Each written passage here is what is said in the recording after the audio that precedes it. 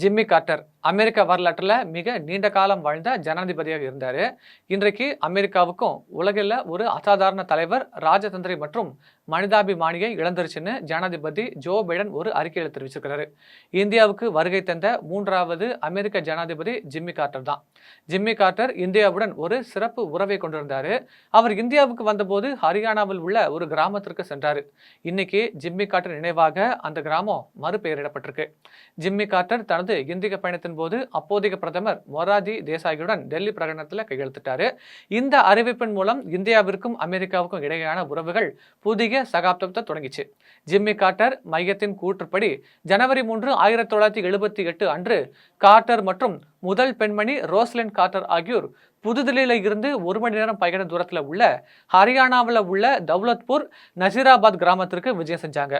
Jimmy கார்ட்டரின் தாயார் Lillian 1960களின் பிற்பகுதியில் அமைதிப்படையில் சுகாதார தன் ஆர்வலராக கிராமத்தில் பணியாற்றினாங்க.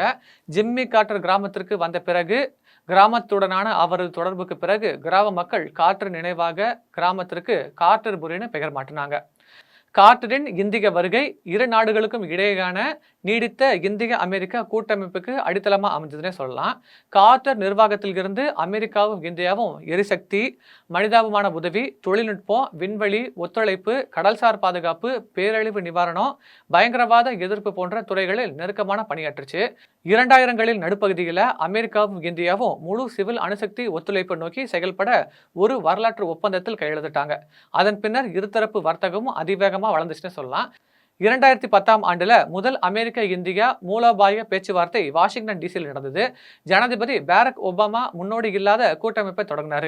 கார்ட்டர் நிர்வாகம் முதல் பைடன் நிர்வாகம் வரை அமெரிக்க இந்தியா உறவு ஆழமடைந்ததுன்னு சொல்லலாம். 1971 பாகிஸ்தான் இந்தியா போரின் போது நிக்சன் பாகிஸ்தான் சார்பு சாய்ந்தது காரணமாக இந்திய அமெரிக்க உறவுகளுக்குள்ள அழுத்தம் ஏற்பட்டுச்சுன்னு சொல்லலாம்.